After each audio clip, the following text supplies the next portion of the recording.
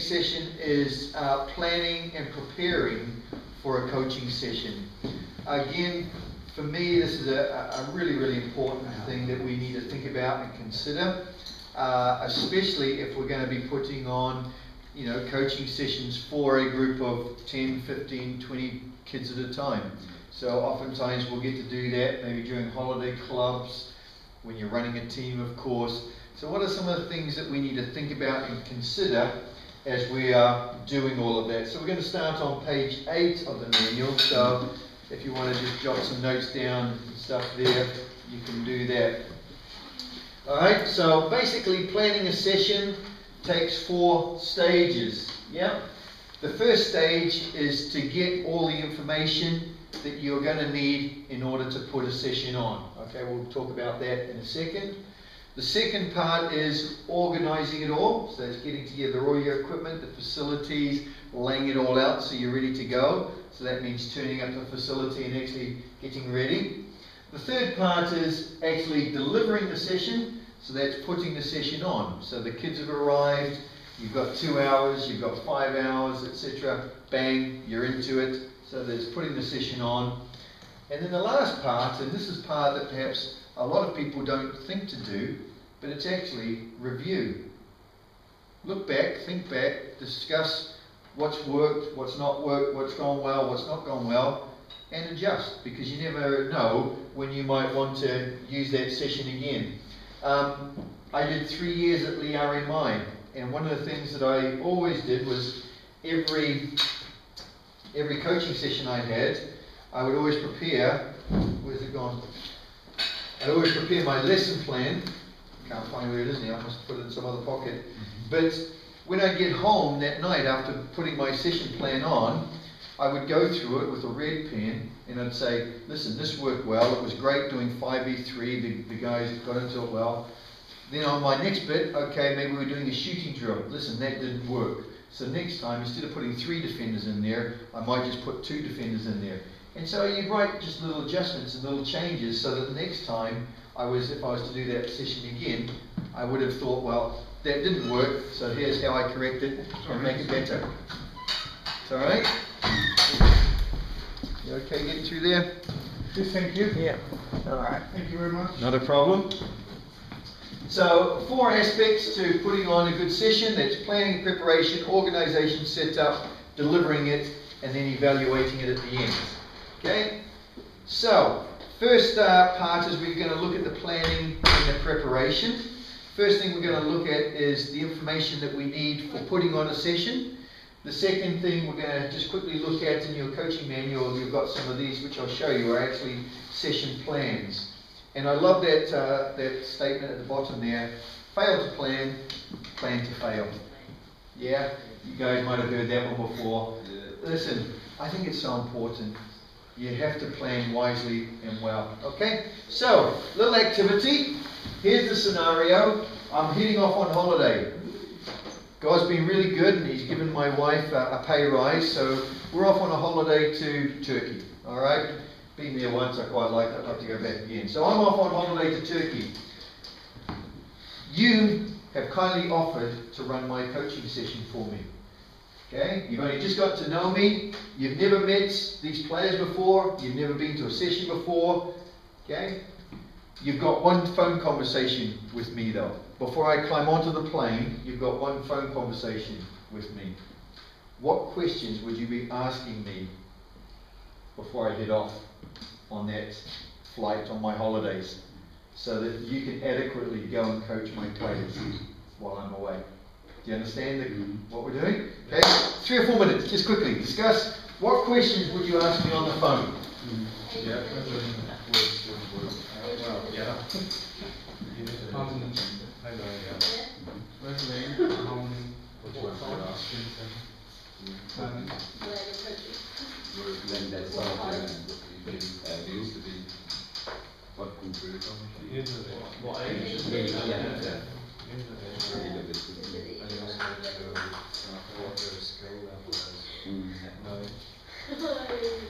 Amount of people that you get. I think it should probably have a good word and quarterly and increase. We're not previous what they ideally should do with that.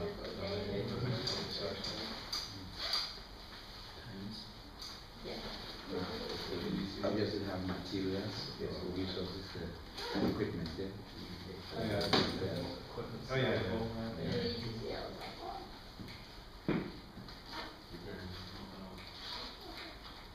We are going to move at the place. Yeah. So we can ask that, but it was really good. What kind of providing How cool the place is. are there any transportation issues with players or anything?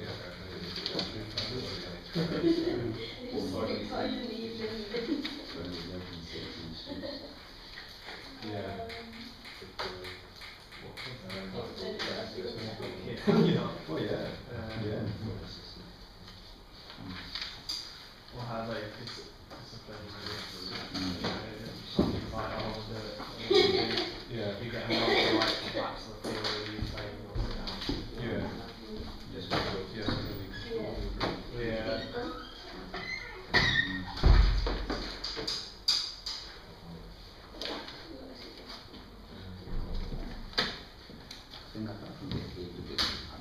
Okay, just another minute then. They also make it. You guys away? It could be contrast. Yeah. You have some of them not able to speak. No, that's a good point.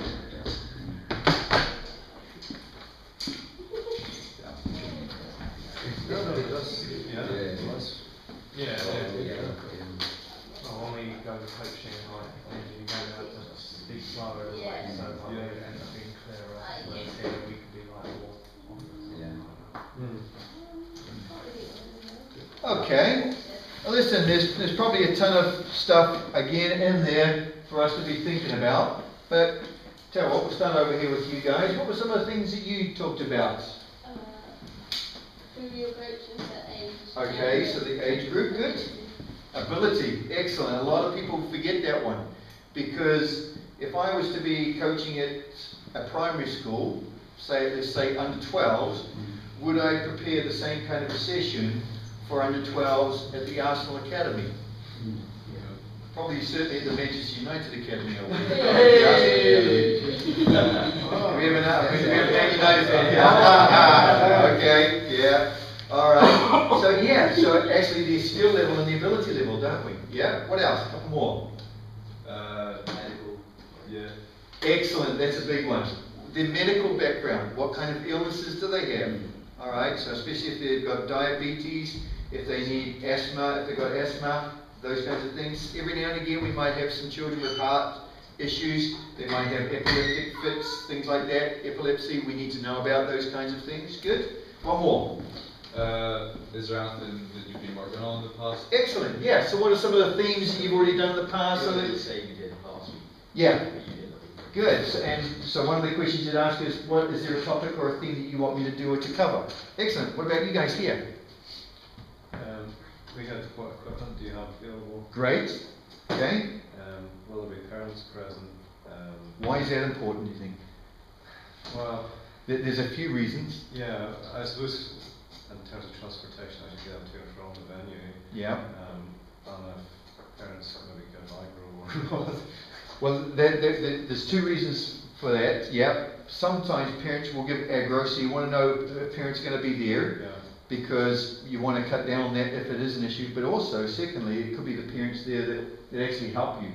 Parents in that kind of a situation will be tremendously helpful to have them on board because they might be able to, move cones, work with a group if you need to work with some specific ones. They might be able to step in and help out with some discipline issues because generally they might know the kids that are a bit better behaved or not behaved, okay? So, yeah, that actually leads to one other question is, are there any kids that I need to just keep a special eye out for in terms of attention, behaviour, etc.?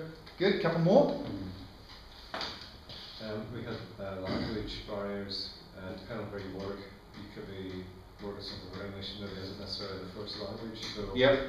need to maybe take that into account. Good, great. Listen, you guys have got most of them, so I'm just going to put a few up here that one or two we might not have thought of. Okay, first is the date, the time, when is it going to take place, when do I need to be there, etc., etc. The second one is where is it, so getting directions to it, but also looking at where, you'll see that I love that field, I think there's an African field with a tree in the middle of it. You need to know, what type of a facility are we playing on? Okay, so always ask the question, is it an outdoor pitch, is it a floor pitch, is it indoor, is it grass, is it 3G, 4G, etc., etc. When you guys lay your cage out, what do you guys lay it out on? Do you have a variety of surfaces, or is it usually tarmac or something, or? It sets up on any flat surface basically, so we can do it inside, outside, on grass as long as it's flat. Yeah. And on tarmac, so yeah, any flat surface and it works well. Equally? Yeah. Okay. It probably works better. I don't know, what do you indoors put it? I think carpet probably works better. Yeah, I can see that. But then Astro's good. Yeah, Astro is good. Yeah, okay. No, so again, for anything, it's always good to ask what surface are we going to be playing on, because that affects footwear, etc., etc. Beth, your statement of what are the age, skill levels of the different kids, who's going to be there to help, all those different types of things, what equipment is there, okay? Those kind of questions are really, really valuable to help you plan and to organize your football session. Now, as I showed you before, even though I didn't know you guys, Paul gave me a bit of a brief, but he asked me, can you come down and do some coaching? These are the areas that I'd like you to do on. I put together, this morning coming in on the train, this is my coaching plan for when we go out on the field this afternoon. Next little activity for you, just have a couple of minutes to think. What's the advantage of me doing this? Give me 6 reasons why it's good for me to do a good, thorough lesson plan. To save time. Yep. Sorry? Save time. What do you mean save time? Your plan vendors don't need to think about that. Good, okay. So actually, when the session's going on, You know, I've done all so I don't have to recreate things, it's all in here. Yeah. Actually, when I do a lesson plan, I try to plan in too much. Because it's easy to cut stuff out than to try to get creative and fill stuff in. So always, what I always say to our coaches and ambassadors, over-plan. Because you can cut stuff out. Okay, good. What's another reason why it's good to do this? Good. So even though these notes have pretty much come straight out of the manual that you guys there, I've gone through it again to get it fresh in my mind today. Why? Because I might have read it a month ago, 2 months ago, it's gone. But by the fact that I've written everything down, it's got it back in my memory once again, nice and fresh from this morning. Okay? These grey hairs actually need this kind of stuff to be fresh in the mind. Okay? A couple more. Relevance. Sorry? Relevance. I mean, something that you would be in tune with. I assume you are coming to do with people who are calling your. Good. Yeah, so at least it should be relevant to us. Okay. Yeah. Both relevant, and it helps me stay on task. So because I've got this, and today we're going to be working on control, we're going to be working on passing, am I going to start doing stuff and start coaching shooting? No. Why? Because the relevant subject for today is passing and control. So that's what we're going to focus on. So it keeps me on track a little bit. Alright? So it avoids me from getting taken off on tangents. What else? Any other thoughts? And we'll go down to a few more. It benefits the players that you're working with because you have a structured plan, which means that you know what you're doing and you're not messing about pondering what to do next, really, or you can move from one thing to the other easily, and it means that they look at you and they think, oh, he knows what he's doing. Good. And then they have confidence in you as a coach. That's right.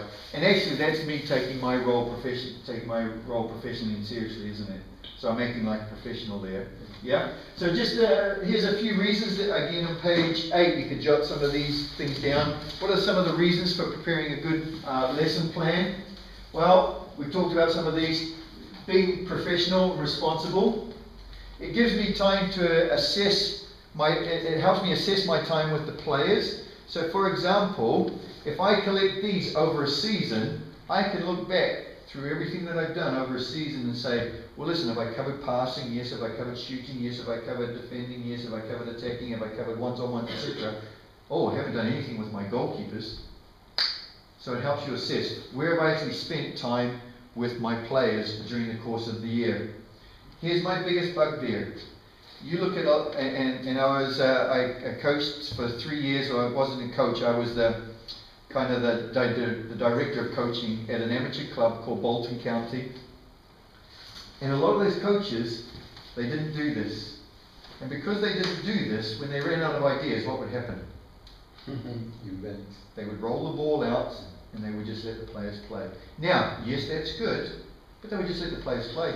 And for maybe 30 minutes of the session, the 60-minute session, they weren't getting any instruction. They were just playing. Now, there's an element of being able to have fun and have a good time, but actually, if I'm paying £4 for my kid to go to that training session, I want them to come away learning something. You know? So, hopefully, it helps us to assess where we're spending our time. You'll probably notice today, but every now and again I'm forgetful. This is a great reference. If I forget, well, what's my next oh, here it is, coaching point. Pull it out, pop it back in my pocket. Now I can carry on coaching. While you guys are playing, I can just have a quick little look and say, yes, I forgot to bring up that point and throw it in. So it helps me stay on track during the course of the session. A big one is this. What's a transition moment? When you go from one section to the next. Good. When you're going from one activity to another activity. I've actually built transition times in, and this afternoon as we're out on the field, I'm going to show you a couple of little transition drills or transition activities that we can do to keep players' attention. Because what's the temptation for young kids during a transition moment? Let's say a transition moment lasts for 2, 3, 4 minutes. Maybe it's while you're resetting up a drill, having to move some cones and some bits around. What's a kid going to, what's a 12-year-old Johnny perhaps going to do? Yeah. Where though? Where's the first place little Johnny's going to go? He's going to go to goal, isn't he? And all of a sudden you've got 12 little Johnnies and they're all kicking balls on a goal, etc. It's a typical thing. So we'll show you how do we handle these little transition moments? What are some little games? What are some little activities that we can do? So it helps you manage those properly. Here's another big one. It's a resource for future reference. So all of those sessions that I did at West Didsbury, they're all in my folder. I can still go back and say, listen, even though I'm not coaching at West Didsbury, I remember when I did let's say it was a crossing in a shooting drill. Well, listen, now that I'm coaching over here, maybe I can just take that lesson plan from that activity, pull it out of my file. I've got it written up, just write it out again, review, make any changes that I might wanted to have made from the last one, and bang, I've already got a coaching session there. And I haven't had to think a whole lot because why it was already pre-planned early. Okay, so it's a resource for the future. Here's the other thing, is it's best practice. Yeah, it's really good practice to be planned and prepared. How many of you guys would like to turn up to a dentist chair? And your dentist is pulling all the different instruments out of the drawer and you're not going to feel too confident, aren't you? Yeah? Actually, but when you walk into that dentist chair, you see everything lined up, boom, boom, boom, boom, boom. Nice order, you know, okay, hopefully everything's sterilised, everything's clean, bang, bit of confidence there. I think it's just good practice to be well planned, well prepared. Here's the next question, okay? A common problem with a lot of coaches is this, well, how do I coach? Where do I get the information for coaching? There's a lack of knowledge, and if there's a lack of knowledge, what tends to happen is we do the same things over and over again. How many of you have had coaches where you felt like we just did the same things over and over again? Or, if they didn't do the same things, you just played. Maybe we've all had some coaches like that. To me, that's all down to a lack of knowledge and perhaps a little bit of laziness because we've not bothered to go and learn, well, how do I make it fun and exciting? Yeah? So there's several things that we can do. We can seek help. We need to look for new and fresh ideas. And here's the other thing, beg, borrow and steal. I've been coaching for 27 years now, and you know what? Most of everything I've learned up to this point, I've begged, I've borrowed, I've nicked, or stolen from somebody else. I've just taken what I've seen other people do, said, you know, I really like that. Can I apply it in my setting? That's why I think going on coaching courses and things like that is really, really helpful, because they give you lots of ideas, they give you a fresh impetus in your coaching, so that when you come to work with your kids, you can say, yeah, here's something new, guys, and throw it in, and that'll keep them very much engaged. So where can we go for that kind of stuff? Well, different sources of information. First of all, coaching courses, we mentioned those, books, the websites, tons of websites out there. That last little picture there is the best way to learn how to be a coach, though, is to go and watch other more experienced coaches. I was really, really fortunate in that I had a really good coach educator and coaching mentor. His name is Jack Trainer. He's been at Bolton Wanderers for the last 20 years. He's still there today. He's just coming up for retirement in a couple of years' time. But he was a mentor, not a Christian guy, just a guy that loved to help other coaches. And he was the one that helped me get through my B license, A license, etc. Just a marvelous guy. And me watching him as a coach was perhaps the best education I could get. Yes, it was great going on and learning all the material on these coaching courses and things like that, but actually watching him put it into practice with his boys at Bolton Wanderers, watching him put it into practice with the boys at the college age level. I just learned so much watching him. And I didn't just learn about football either. I learned how he dealt with the difficult kid. I learned how he dealt with the skillful kid. I learned how he dealt with the kid that might have had some problems.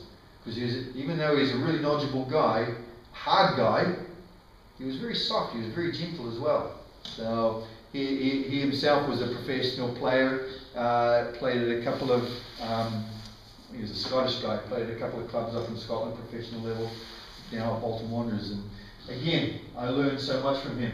So my encouragement is, if you don't know what to do, and if you're struggling for ideas, listen, there's plenty of information out there, but it takes a little bit of impetus on our part to go and find it, hunt it down, and lots of different sources to go to there. Okay, I'm not going to worry about that because that's more about the FA level stuff. In your manual then, you will see on page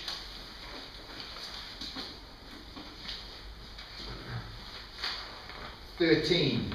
You can have a look at page 13. Guys, this is just an example of a lesson planner that I use quite regularly just for myself and also for ambassadors. Alright?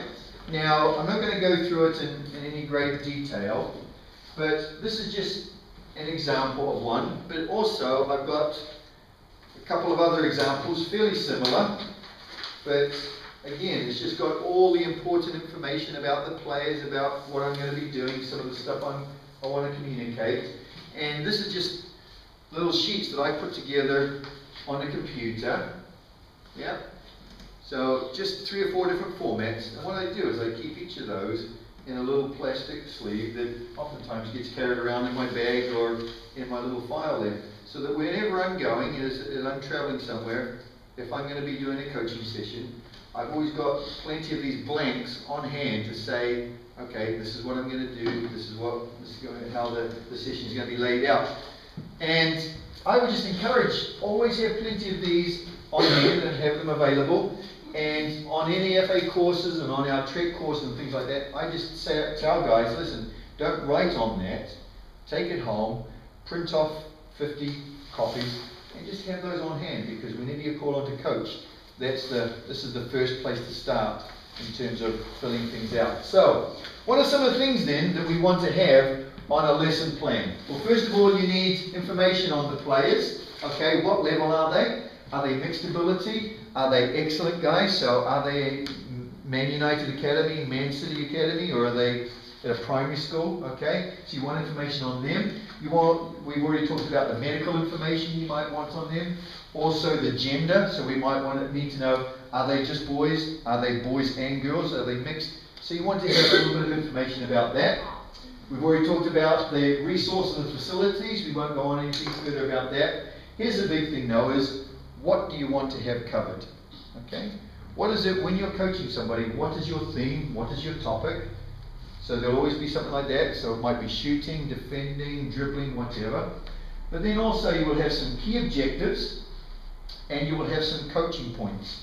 This afternoon, when we go out onto the field, I will show you basically what I picked up from the FA as their main way of delivering information to players out on the football field. And there's just a wonderful, simple and easy way that actually we can get that stuff really nailed into their heads. Okay? We drive it into them, because here's some of the things. I want my kids to have walked away from a training session that we do, not only having had a good time and having enjoyed themselves, but actually having learned something.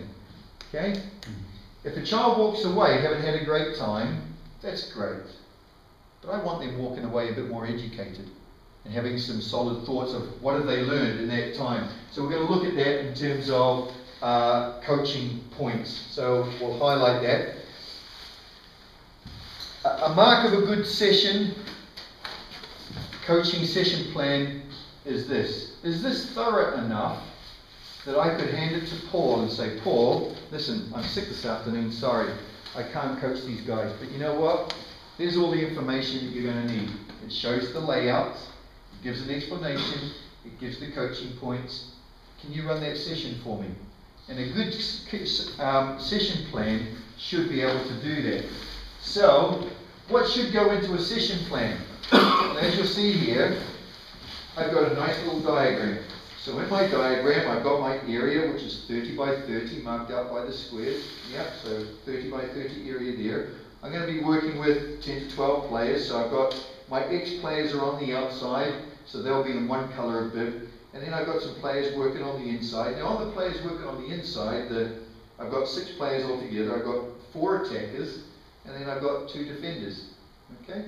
So I've got a little diagram that shows me this is how I need to set up my cones, this is where the bibs are going to go, so that I can make sure everybody knows what they're doing. What I haven't done, you'll have to forgive me for this, is I haven't done a little description underneath here. But if I was to do a thorough lesson plan, I would say, okay, the X's on the outside, they all have a ball. What the X's are going to be doing is they're going to be feeding a ball into the O's. The O's are attackers. And all they're doing is controlling a ball from the air, bringing it down, passing it straight back. However, the D's are defenders, and they're just trying to disrupt everything. Okay? So I've got my diagram, I've got my explanation of everything that I want to do. Over on this part, therefore, now I've got some of the critical information, because this is what I'm going to be teaching you guys. This is the information that I want to get you guys locked in your heads. Alright? These are what we would call coaching points. And for each different topic that we're going to be doing out there, we're going to have at least 4 or 5 coaching points to go along with it. And hopefully you'll begin to see they're all in a logical order as well. And that will help children remember. So, again, this is just an example of a lesson plan that I would use, but it has all the relevant and important information that you would and should need on it. Now, I'm not going to go into any further detail because hopefully they're kind of self-explanatory. I don't want to assume anything though. Does anybody have any questions on doing a lesson plan? I know I'm going through it quite quickly because I'm realizing we're short of time and there's some things I want to cover before lunch. So, no? You're all happy with that? Alright. All I would say is, as much as possible, do take the time before you're doing a session to crack on with that. Okay? So, what are some of the things that we need to be thinking of as we're putting on a session? We're now going on to page 9 and 10 in your books. Okay? Some of the things that we need to be thinking about is eliminating distractions. As you're doing a coaching session, any one of these things can happen. You'll have unruly and ill-disciplined children. How are you going to handle that? Good question, isn't it? Because that's always going to come up in a coaching session. Alright? You might have weather elements to worry or think about. Up in England and Bolton, it just rains all the time, and this wind's coming in sideways. So what do you think as a coach there, if it's a wet, windy night, what am I going to have to think about as a coach? If your players have coats and like the right clothes on stuff. So good, excellent. So I need to make sure the players are properly dressed. Boots and stuff to get slip. Yeah. And what's it going to mean for me as a coach and where I stand and communicate? You're going to be closer to them so they can hear you. Okay? And if it's a really windy day, I have to think about, well, where am I going to stand and talk to them, aren't I? Because, yeah, exactly. So if the wind's blowing this way and I'm standing down here, Freddie and them up there, they're not going to hear me, are they? So I'm thinking about, well, where am I going to stand all the time, considering the weather elements. What if it's a bright sunny day and we're doing heading? Is that going to be a distraction? Could be. Well, I've seen lots of coaches do it. They set up a heading drill, the sun's there, but where do they get little Johnny heading? Right into the sun. Can little Johnny see that ball? Of course he can't. Simply turning the drill around so we go this way, automatically I've taken away a bit of a distraction. Okay? So walking into your coaching session, you need to think about what are these distractions. Traffic is a big one. If ever I'm coaching near a road, I'll try to move as far away from the road as possible. Yeah, again, that way I don't have to shout over buses and trains and that kind of stuff. Watching parents. I think, Paul, you talked about that before when you said, okay, you asked the question, who's going to be there to help? But equally, parents can be a distraction, especially if they're shouting out instructions to their kid.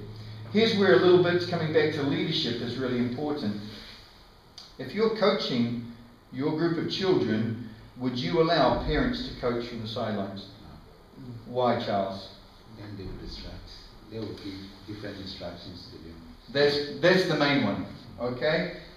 More than likely, they could be giving different instructions than I want them to receive. So if I'm the coach, I tell the parents, I'll be the coach. What you can do is you can praise, you can encourage, you can be positive, but you can't coach. And you ask your parents to stick to that, okay? Don't let them coach. Yeah? Pets, dogs, etc. So before you get on with your coaching session, just go and look at all the possible distractions that are out there, think through everything, and then just start to plan ahead. What can I do if this is going to happen? Now, let me ask you this question. Well, let's do this. What are you going to do? What would you guys do if you had a disruptive child in your group? What are some of the strategies you can use to either stop that child doing what he or she might be doing, and then letting the other group just carry on? What would be some of the things that we could do? What's good or bad practice? Well, you could get them to sit out for a small amount of time. Good. Okay, how long? I don't know, like 5-10 minutes. Okay. Not too long. Why is that a good bit of a rod to use? Just getting them to sit out. Well, especially if it's something quite fun as well, and like it's you can use a bit of a buzzing tool really. It'd be like, well, if you worked hard on the other things, then you would be able to do this game, but you can't. Right. You know? Yeah. Because at the end of the day, a child just wants to be there to play, don't they? And if you take them out of that environment where they're playing, hopefully they'll miss that and they'll work on it. What if he keeps on doing it? You ever do press ups? Okay. I'm glad you've come there. Glad you've come there. Do you think it's right that we physically punish a child? No. Difficult one. Difficult one. Listen, for me, there's no right or wrong answer, because I think sometimes it can be used as that. Here's my take on that. I'm okay with doing push-ups, but it's always, get down, just give me 2 or 3 push-ups. That's fine. But I would never ever give anybody 20 push-ups, 30. Give me 50. Exactly. Partly because, actually, I want them to enjoy doing push-ups and see push-ups as, hey, listen, this is part of my physical regime, not as a punishment. Does that make sense? Yeah. But if you're giving a child 20 push-ups and then you're asking them to work on physical fitness stuff later on, maybe as they're getting older, all of a sudden, what are they associating push-ups with? Punishment. Yeah? So that in the football world is one of the reasons why we try to stay away from doing too many. But how many of you had coaches where you say, okay, 3 laps around the field, then come and join us? Have you done it? Yeah. What did you do to it in those 3 laps? Were you a naughty boy, Charles? Yeah? Listen, we've probably all had coaches like that, but is there a better way of working with children so that we don't inflict that physical kind of punishment on them? I think there is. I think one of the big ways is, as you said, Jamie, just sit them out, talk to them while they're sat out, bring them back in. If they're not still misbehaving, send them back out again. Because at the end of the day, if they're missing what they want to be doing, you're not going to change, but hopefully they will change. Sometimes like having like a quieter tone with them as well. Yeah. And, like asking questions and thinking like, why do you think I put you out? Yeah. And then getting to realise what it is. And that, Yeah. instead of you being like, you shouldn't have done that. Good. James, just in your experience over the last few years, just working with the Nomad, you've probably encountered these kinds of things. Have you guys got some strategies that you guys like to employ? I guess like obviously us being a team of 4, we would always have in our coaching element of the lesson, we'd always have 2 people on that aspect of the lesson. Yeah.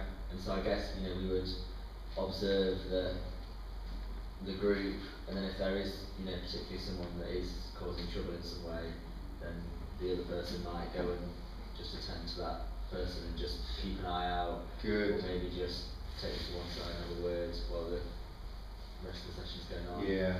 Or just maybe that one-to-one kind of, like, I'm going to do this with you and help you through it. Because it might, a lot of the time, I don't know, like, I guess it's either because they're bored Yeah. and they're far beyond the level of Could be, yeah. what the standard is, or what we're teaching them, or it's that they're way below and they're not, and then it's kind of going straight over their heads. Funny enough, we'll talk about that, yeah. I guess if you have that person who's able to draw alongside them. Great. And that's the advantage to coaching in a team. Yeah. You can do that. If it's just you on your own, and maybe with 1 or 2 mums and dads, it becomes a little bit more difficult. But that's the great advantage to a team approach. Yeah, good. And a lot of times they misbehave because it's maybe a bit of a cry for attention as well. And in a team, you've got that opportunity to provide them some individual attention, don't you? So, no, good. Any other thoughts about discipline? Because for us as coaches, I think it's a big one that we need to have an idea at least of what we should be doing and can do. What we do is like we make them leaders. Really? Okay. So if they are continuously doing that, we give them responsibility. Great. Okay. What's the advantage of that then? Their attitude changes. Okay. And the way the unruly behaviors changes. They become more responsible. And before the coach comes, they take the initiative and come bringing the phone and keep putting it all together. Very good. We did it and it worked out. Yeah. Okay. At what age level? Stage 10 and 1 being how old is the child? Well, child will be 12. 12. Okay. So around, yeah. Okay. I like that. Good idea that. When leadership quality comes, they have to become role model to others. So you're putting an expectation on them to step up, aren't you? Yeah. And actually that's helping maybe raise a little bit their profile. Okay. Good. Yeah. Well, I had an opportunity. It wasn't me coaching, but it was a match situation. Yeah. And the guy was very abusive. He was in secondary school. So I changed him. And then he stood by me and said, "Why did you change me?" Yeah. And then I told him, "You are always abusive." I've told you about several times. Now he rather attacked me verbally. Yeah. I said, "Okay, you're not coming the next week and the following week." I thought, now initially he was quite, okay, I don't mind, but later on he asked the friends to come and then apologize on his behalf. Good, okay. So because of the high standards you've set, I think is partly there, that you haven't mollycoddled to him, you've actually kept your standards, he's gone away, but he's recognised what he's missing, isn't he, by being away from your team, which is good, okay. Excellent. Listen, I just think the whole area of discipline is a big one to get a handle on, and try to have some set patterns of what you would like to do before any coaching session, because it's always going to happen, and I think it's important that we know in our minds what we're going to do when we're having disruptive children in our groups. I'm going to come back onto something that James was talking about. James was talking about earlier, and that's this. We're going to look at now some organisational tips. All right, some organisational tips. So we're looking on page 10 now. We've got a nice little diagram. This was shown to me by the FA when I went on one of their courses, and I really liked it, and I've started to incorporate it in the stuff that we've done. And basically what this diagram is saying is that 80% of the children that we're working with fit in the norm. That means that whatever I'm asking them to do, they should be able to do. So whatever drill it is, 80% of them will be able to do it. The other issue is, though, is that we've got 20%. For some of them, as Jamie said, they're just bored because they can do this inside and out. They can do it in their sleep. It's just not advanced for them. So if they're not advanced, and if they're not being challenged, they could become bored and they could become disruptive. On the other side, on the other level, we might have 10% who are strugglers. They're finding it really difficult to even do what the norm are doing. And so because of that, they can be disruptive because they don't want to have their face shown up and not being skillful enough or good enough, and so they misbehave instead, or they can be disruptive. So what would we as coaches do in these kind of situations, do you think? What could be some of the solutions for us? Because at the end of the day, we don't want to sit them out, okay? They can't hog your time and my time, so are there some strategies that I can do to help the strugglers and help the flyers? What do you think? I'm opening up as a question. Get the people that like the flyers to maybe coach and people that are struggling. Good, okay. We've done that before. Yeah? So you get some of the flyers to work with the strugglers. Now, if you're working with, let's just say, 10, 11, 12-year-olds, would you get them doing a 60-minute session like that? No, it'd be too long. But actually taking a small portion of a session saying, listen, Johnny, you're one of our better players. Can you work with Freddie over here and help him get a little bit better? Okay, great. What else might we do? We set them different tasks. Good. Give me an example of that. Probably instead of 3 kicks, they will be doing about 10 kicks. Putting the high flies. Okay. And then these ones will be doing about 1 or 2 kicks. Yep. So the norm will be 3 to 4 kicks. Okay. 10 kicks. Well, that will be your norm. Good. So 1 or 2 kicks. Okay, I'll get a bit more specific about that in a little while after a bit more discussion, but I like where that's going. Good. What else?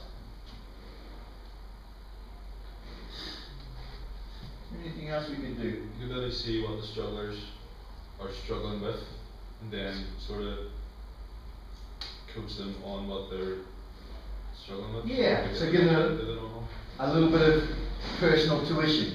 Yeah, and that's the advantage of actually, with you guys being in a group, but us maybe over here, we need to have a mum or a dad saying, listen, the main group are doing this, can you keep the group working? Because I'm going to go and work with this child on this. Excellent, so you get a little bit of one-on-one tuition.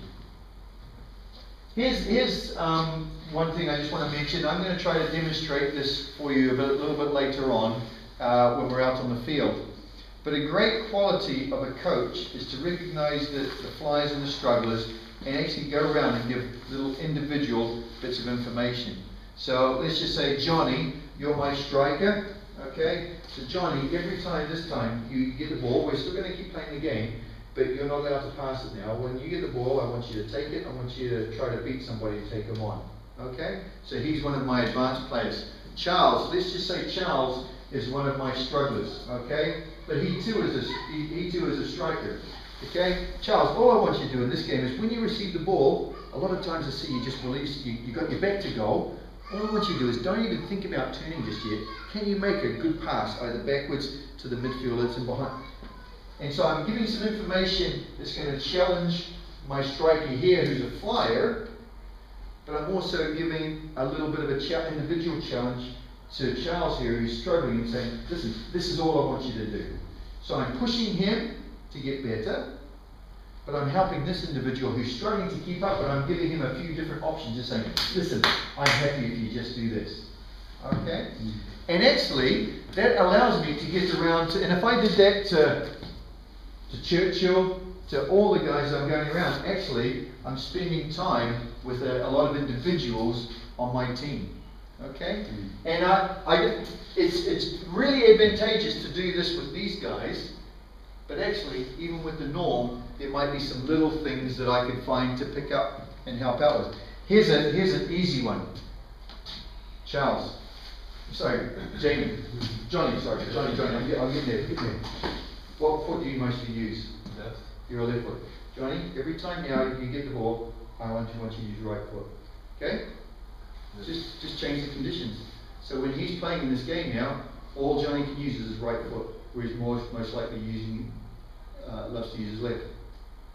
Am I challenging him? Of course I am. Okay? All of a sudden now, it's going to be a little bit more difficult for him to do this stuff. Because he's great doing it with his left, but now he's got to do it with his right. So just little simple things like this. We'll talk about some conditions that we can throw in. Okay? So we want to maximize involvement, so we want everybody involved as much of the time. We need to think about how do we challenge the strugglers as well as the good times. I'm going to skip that. Alright. Licorice all sorts. My favourite sweet. Okay? There's lots of different colours in there. Pink, yellow, white, black. Okay, there's some. But you know what? I bite into any one of those. Is the taste different? They're almost exactly the same taste, isn't it? Different colours, same taste. To me, that's the art of coaching.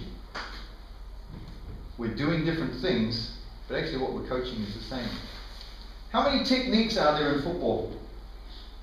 What I mean by technique, it's me and the ball. How many techniques are there in football? You'll be amazed at this. Awesome.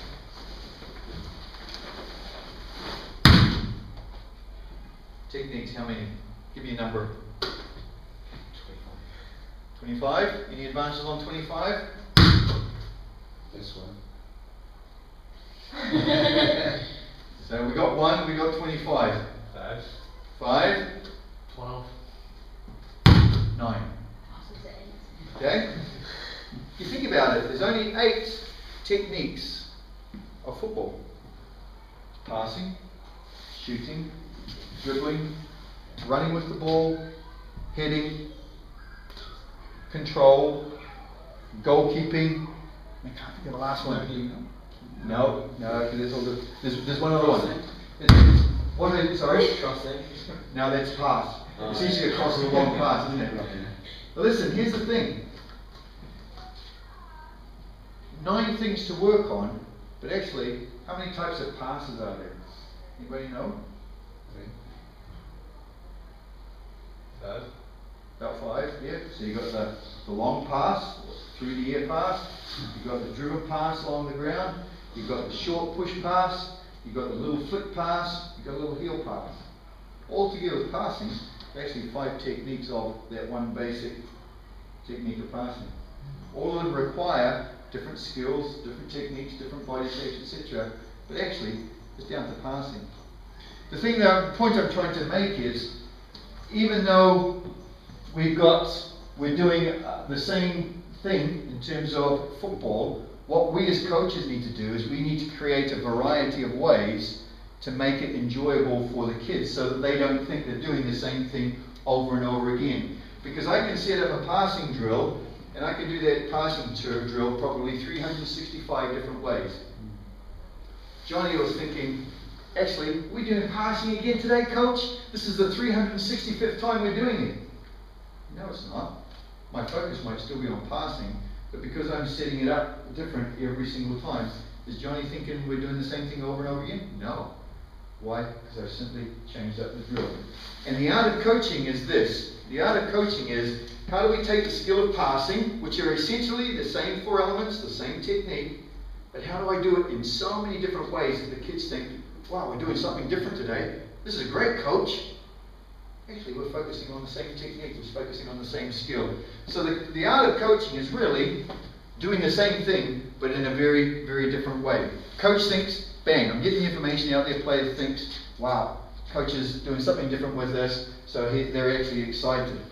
Here are some of the ways that we can change the games up for the kids. So now we're just looking at page 11 it is. Okay? Here are some of the ways that we can condition games to help players. So the first one is that we can restrict players from going into certain areas, or we can actually require them to do different things. So one of the things that I often do when I'm working with players is if they're defenders, I might say, listen, I want you to stay in the defensive half. You're not allowed to go into the attacking half anymore. Why? I just want them to focus on working in one area. I might put some players and just say, listen, you're only going to stay on the left side or the right side. Johnny, you said you like to play with your left foot.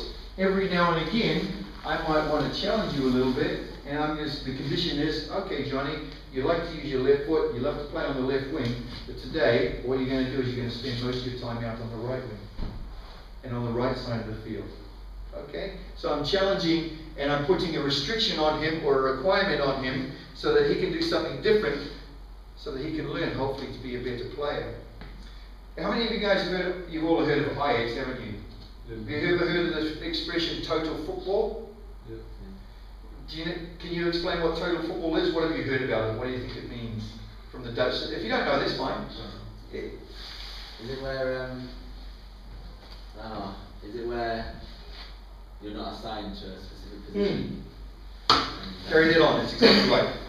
So you essentially just start off not in a position, and then they just great. It kind of naturally. At IX, they don't pigeonhole a player until they're 15, 16. They'll let players grow and develop and move. So some that, yes, they might be thinking, well, they're going to be a good defender or they're going to be a good midfielder. But you know what? All through their academy, they have their defenders playing up front. They have their right side of the players playing over on the left, vice versa. They mix it up for the young players because they recognise something, that they don't want to pigeonhole them in a position too early. The other thing is that if they can learn as a defender how to be a striker while they're young, there are going to be oftentimes opportunities as they get older and become an adult.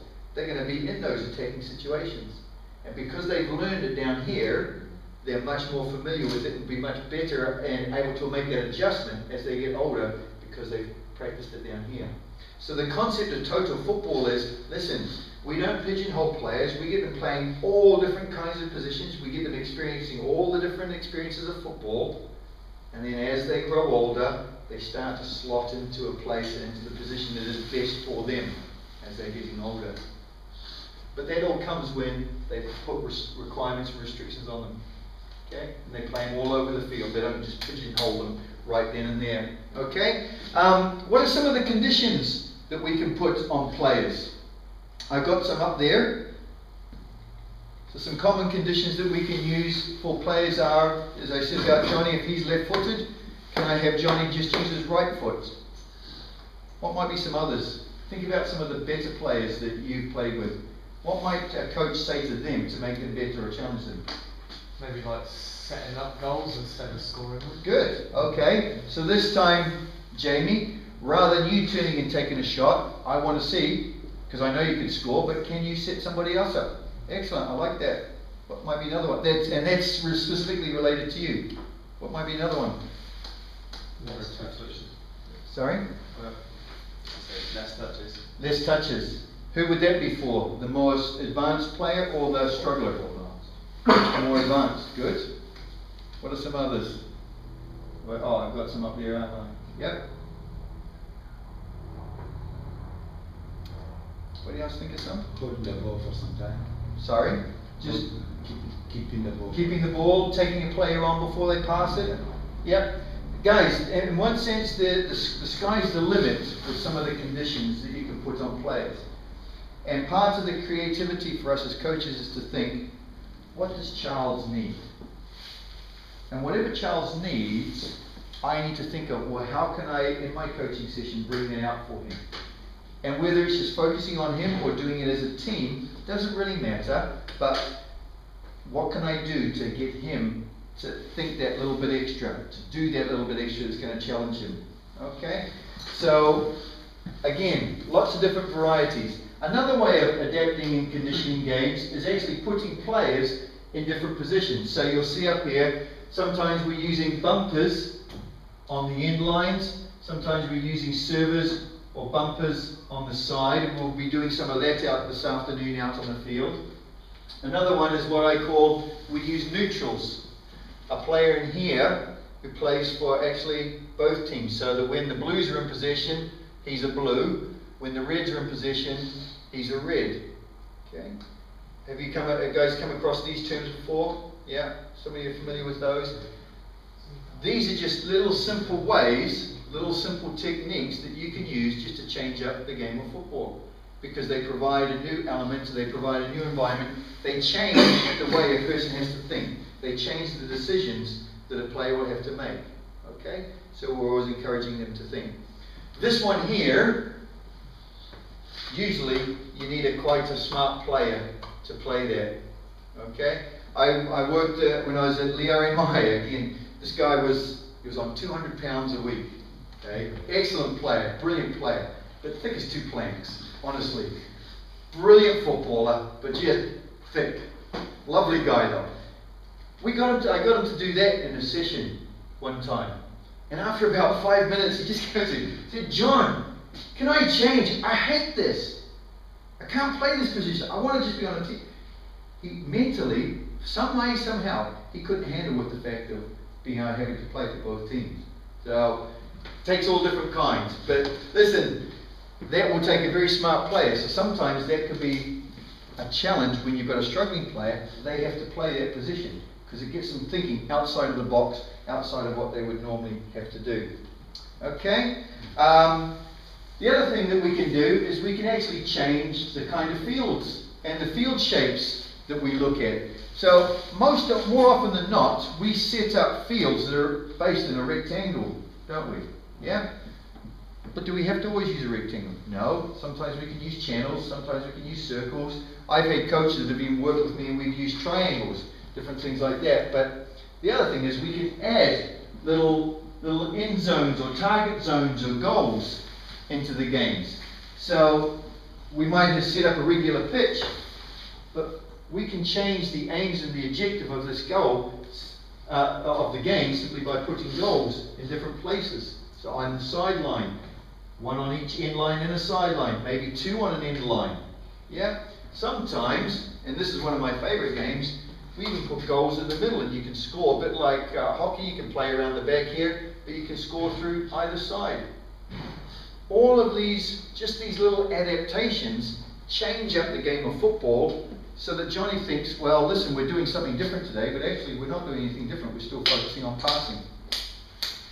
But look at everything that we can do to change it all up, and the players think it's different. Not only using goals, but we can use target zones, so we can use end lines, we can use target people, we can use end zones and sidelines, but here we can even break it up and having specific areas to work towards, and we'll show you one of those later on this afternoon. Guys, this is all helping you to think, well, what can I do to make the game of football different? Again, that's just going back to using specific target players, in corners, outside of corners. The difference between this one is we've got them 2 on the same line here, but here they're going diagonally. And all I need to do to change this shape up is moving the target zones. Again, guys, it doesn't take a lot, but just simply by changing a target zone, I've changed the decisions that have to be made, changed the thinking that a player would have to make. Okay? Last thing I'm going to finish off with is this. As we're thinking about the different drills and the different exercises that we want to work with our players on, there's a process called the step process that sometimes is good to have in the back of our minds that helps us to make those adjustments and changes on the spot. Because sometimes I might have plan A, which is this, but sometimes plan A doesn't always work, and I might need to adapt things. If you do, here's a great little thing to be thinking of. The step method basically says this: do I need to change the space? So do I need to make it smaller? If I make a field smaller, is it going to make it harder or easier for players? Harder. Why? There's less time and there's less space, isn't there? So it makes it harder. If I want to make it easier, I could open things up. But as well as changing the space, I could also change the shape. Alright? Second thing I could do is, can I change the task? Can I change the task of what they're doing? So for example, I've asked you to be a target person. Now actually I want you to be a neutral. You're a defender. Now I want you to be an attacker. So can I switch you guys around and change it up for you guys a little bit? So can I change the task of what players are doing? Okay. Here's one I love, and I haven't started using this until recently when I went on a football course put on by the FA. And even though I was an adult, you know what the coach did? He pulled out a size 3 ball. He said, okay John, go and play with this. Yeah, we did that with a tennis ball. Have you done that? So, yeah. And listen, I just thought it was amazing, because all of a sudden, if I was playing with a size 5 ball, did I have to think about the way I controlled it? Did I have to think about the way I passed it? No. Because I was just so used to using a size. But when I came to use a size 3 ball, all of a sudden it was very different. I had to think about, well, where do I position my foot? Now I actually had to watch the ball to make sure I was contacting the middle of the ball. Okay? So all these, just by changing the equipment, the size of the ball, okay, the size of the goals, using different size goals, etc., they can all help players to think, oh, well, I'm doing something different. I need to engage them with their thinking. Then the last one is players and their positions and their purposes. So what roles, what responsibilities can I give them that are different? So step, change the space, change the type of work that they're doing, the type of exercise, change the equipment, and then change the players. Guys, the big thing in all of this is, as well as having fun and as well as giving the information, can I make sure that they're doing things that are different? Can we keep them engaged in what they're doing? This afternoon when we get out to the fields, we're going to do 2 sessions. We're going to do a passing session, and we're going to do a control session. We're going to start off by doing a technical bit first, which means it's just me and the ball. Then we're going to turn it into a bit of a skill session, which is now I'm doing passing control, but now there's some defenders around. And then we're going to hopefully take it into a bit of a small-sided game. I'll have to adjust that a little bit because I was hoping there'd be at least 12 of us today and could play a bit, but we'll see what we can come up with. Okay, so we'll take it a bit of a step. But as we do, I will be talking to some of you, and we'll be changing some of the different things that you're asked to do. So I might be putting some conditions on some of you. I might be putting you in some of you in different roles and responsibilities out there. And hopefully you'll begin to see, okay, just with a little word to a player, a little change of what we're doing, a little change of emphasis, all of a sudden the thinking process changes and the kids are learning, being challenged. Okay? So guys, we're done in an hour. That's not too bad.